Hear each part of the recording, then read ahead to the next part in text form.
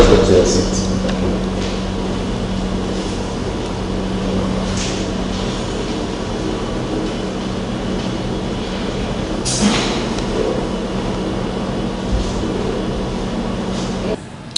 Hello everybody, this is a message from the IEFNIE Foundation.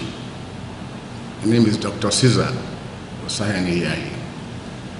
I am not a medical doctor, I'm an academic doctor. But I would like to discuss a few things with you, very critical things concerning the COVID-19 pandemic. Today, we've heard a lot about how to prevent COVID-19 from happening to us. But we have not heard enough about how we will be able to manage the situation at home. Should it be that the hospital or medical system in Nigeria will be unable to accommodate everybody? It has happened in America, it has happened in Britain, and we don't know what the future looks like. I have taken time to carry out some research, and what I'm about to tell you, everything is based and predicated on empirical data. To begin with, we are already familiar with the treatment protocol of NCDC. There's nothing wrong with that. The only thing I want to add to that is that the vitamin D that people are exposed to when they get sunlight, the period that they expose our people to is for 15 minutes between the hours of 10 and 11 a.m.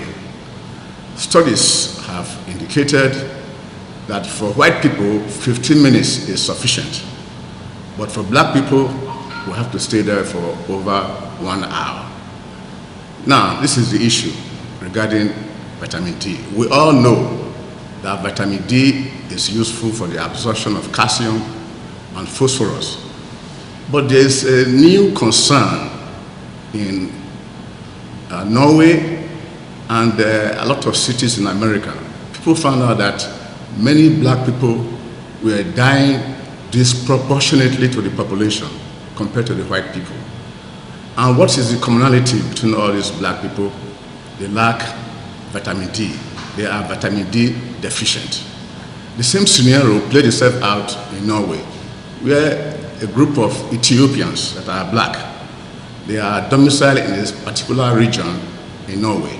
They found that those people constitute less than 1% of the population, but however, about 48% of the deaths in Holland is attributed to that less than 1% of the population.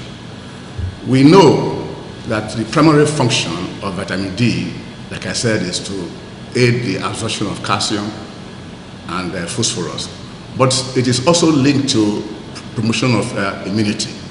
So what I want to advocate at this point is that if our people cannot be allowed to stay under the sun at the NCDC center for more than 15 minutes, then they should be given a vitamin D supplement, the vitamin D3. It is inexpensive, contains 1,000 international units. That's how vitamin D is measured in international units. I'm not too sure whether they are giving them zinc. I know they are getting vitamin E. So zinc is also very important in the build-up of immunity. So, what is new that I have to tell you? What we now found out, particularly from the studies in Italy, where they did autopsy on more than 300 patients or so. I can't remember the exact figure. They found that they had blood clot in their veins. People in the medical field refer to it as thrombosis, but we that are not in the medical field will know it as blood clot. And that is why what I'm about to tell you is responsible for why the governors of New York and other American cities are not asking for ventilators anymore. Because if the circulatory system is blocked with blood clot, there's no use for respirators. And what is the treatment for this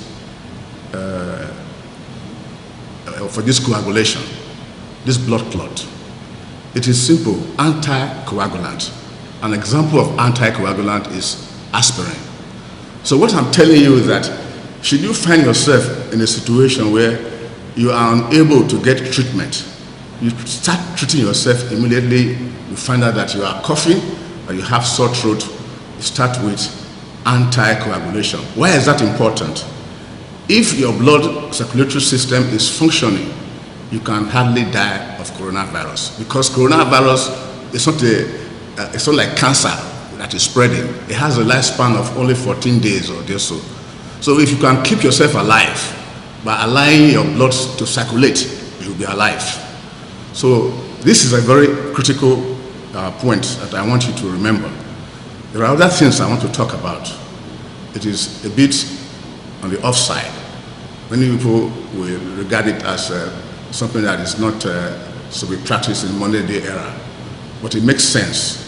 I know a lot of doctors and nurses in Nigeria, in America, in Europe, that are using this system to deal with coronavirus. What we know about coronavirus is that at 27 degrees Celsius, some people say 57 degrees Celsius, the coronavirus will not be able to survive. So what we did, or what our grandparents did when we were children, they would get a hot bucket of water, sit it in front of you, because water boils at 100 degrees Celsius. They sit it in front of you, give you a small stool, and cover you completely with blanket. Because you must breathe, you'll be breathing in very hot steam that will be maybe about 70 degrees Celsius. And in that case, it's going into your lungs, and coronavirus is supposed to be forming inflammation in your lungs. So that is another way to address it. I know that all the doctors that I know in America, when they go to their offices, they return home, the first thing they do is to sit down and cover themselves with blanket and hot water. But I don't know why they are not talking about it. I don't know what's the reason. They are doing it, and because they are doing that, they are able to go to work freely without interruption. White people that don't have such information, I don't know why they are not able to add 1 + 1 to be equal to 2. They already know that coronavirus cannot survive more than 57 degrees Celsius. I fail to see why they cannot apply their common sense. We are talking about how we in Nigeria here can survive. And these are the points that I have put together on behalf of EIA Foundation. The last point I want to mention is that coronavirus, when the white blood cell in the lungs reacts, they cause inflammation, because our white blood cells will try to attack the virus where they are domiciled in our lungs, and thereby they kill the virus and they cause little blood clots or thrombosis. They eventually travel into our circulatory system. 3 days ago on CNN, they showed a picture of a woman who was crying about the impending death of her husband. Her husband was a Broadway actor in New York. He had been in admission since March. He was put into medically induced coma, and when they got his leg amputated, they did a study on that leg, and they found out that it was filled with blood clot. So blood clot is a serious problem. To treat it, you use anticoagulant like aspirin. I personally use clopidogrel. So if you want to know, go to your doctor, and he will recommend the proper anticoagulant that you will take. These are the issues. I want to leave you with a lot of optimism and wish you a happy survival. Those of us that are talking about it, we don't know what our fate will be, but we believe that we should share whatever information we have with everybody. It should not be limited to only our family. So this is our hand of fellowship that we're extending to you. We wish you the best and wish you happy survival. We as Nigerians, we are going to make it. Nothing is going to stop us. We already see our people. We expected that by now, maybe about 1 million people will be dead in Nigeria. Again, Nigeria, the spirit of Nigeria, we have demonstrated to the rest of the world that we are capable of surviving the most difficult of tragedies that you can ever imagine. I thank you a lot. I wish you the best. I wish Nigeria the best. God bless you, and God bless the Federal Republic of Nigeria. This message is from EIA Foundation. To stay alive, the blood